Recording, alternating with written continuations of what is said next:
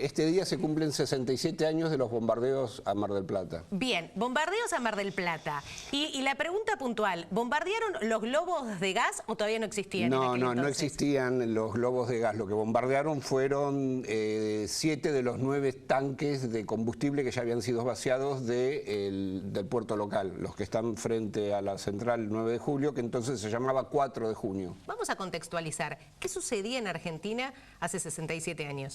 Bueno, como ya habíamos mencionado, el 16 de septiembre se sublevó una fracción del ejército muy minoritaria en Córdoba, ¿no? Es importante ver el proceso para ver después el acontecimiento. Sí.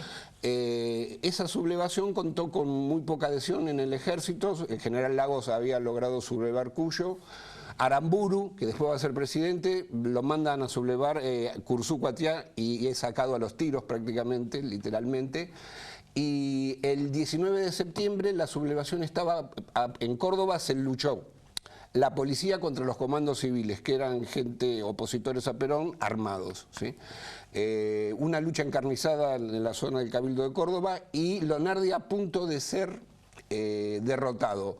Cuando le pide a Rojas, la Marina de Guerra se había sublevado toda. Completa. A diferencia del ejército, no hubo prácticamente dudas, todos adhirieron a lo que se va a llamar la Revolución Libertadora.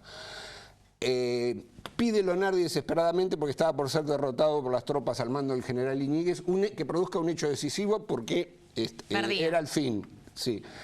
Entonces es cuando Isaac Rojas, en ese entonces contraalmirante, ordena el bombardeo de los tanques del puerto de Mar del Plata, los tanques de YPF. Había habido algunos anuncios desde la noche anterior, pero la explosión hizo que la zona del puerto fuese evacuada. Era una mañana lluviosa, fría, recuerdan los que entonces niños que entrevistamos ahora. Un lunes como hoy. Un lunes como hoy, con mucha incertidumbre, con mucho miedo, sin saber qué iba a pasar, noticias contradictorias. Lo que llegaba no era por las radios estatales en manos del gobierno, sino por Radio Colonia, que difundió el éxito del bombardeo, primero de los tanques del puerto y luego del GADA 601. ¿Sí? Esa noche también hay un bombardeo en Ensenada.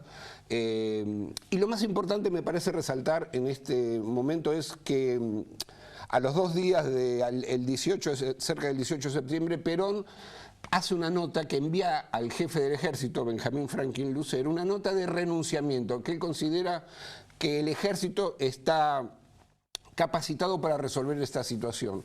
Se forma esa junta de generales y luego del bombardeo, eso que era un renunciamiento, en realidad una carta para ganar tiempo, para poder derrotar, digamos, a los sublevados, es considerado por esos generales hasta entonces, en esa negociación donde la Marina de Guerra se impone, estaban dispuestos a todo. Es considerada renuncia. Ahí comienza entonces, Perón se exilia en la embajada paraguaya, luego en la cañonera Paraguay llega a Asunción, comienza su exilio. Y el 23 de septiembre asume Lonardi como jefe de la Revolución Libertadora, ¿sí? Hasta noviembre, que es derrocado por Aramburu, quien había sido derrotado por sus propios camaradas cuando fue a sublevar Curzú-Cuatiá. Es decir, que podemos decir que este hecho puntual que se da en Mar del Plata es la caída de Perón.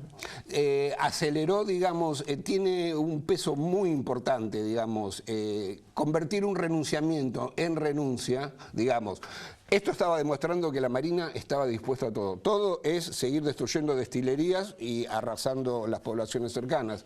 No había dudas en la Marina, en el Ejército sí, claro. Porque el año 55 fue un año muy complicado políticamente, los bombardeos, la quema de iglesias, la procesión de Corpus Christi, el miedo a que se armara a los obreros.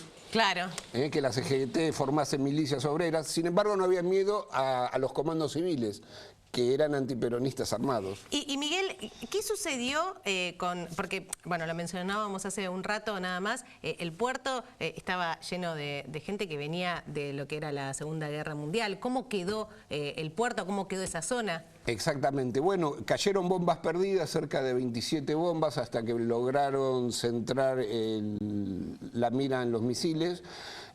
Hasta el momento no hemos registrado muertos, pero sí destrucción de casas. Eran inmigrantes italianos. La zona del puerto era una de las más densamente pobladas. El movimiento obrero, digamos, los pescadores,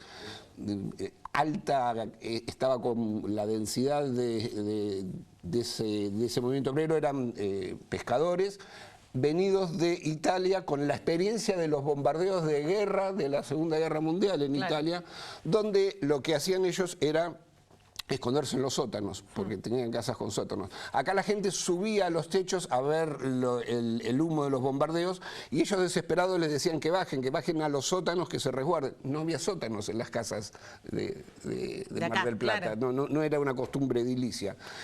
Pero se generó en estos niños que habían estado en la guerra y en los niños que habían nacido acá, nuestros entrevistados actuales, traumas de guerra, tener que abandonar su casa, sentir el fuego, como nos dijo una entrevistada, en la espalda mientras huía, no saber qué iba a pasar. Era una mañana desapacible en el que por la avenida Cincuentenario, que es Juan B. Justo, sí, enormes filas de gente huyendo hacia zonas del campo porque los rumores decían que también se iba a seguir bombardeando la ciudad. La ciudad vivió momentos de pánico colectivo, un drama humano de dimensiones inalcanzables. En Córdoba sí había algunos combates, pero acá en Mar del Plata fue sorpresivo. Cuerpo a cuerpo no hubo. Hubo disparos desde el ejército, ubicó defensas en Tucumán y Buenos Aires, perdón, en Tucumán y Juan B. Justo, en la zona del Golf Club, y todos fueron atacados por la Marina que los destruyó. Pero luego fue bombardeado el Gada, pero cuerpo a cuerpo, como se dio en Córdoba, no, claro, no ocurrió aquí. Ninguno.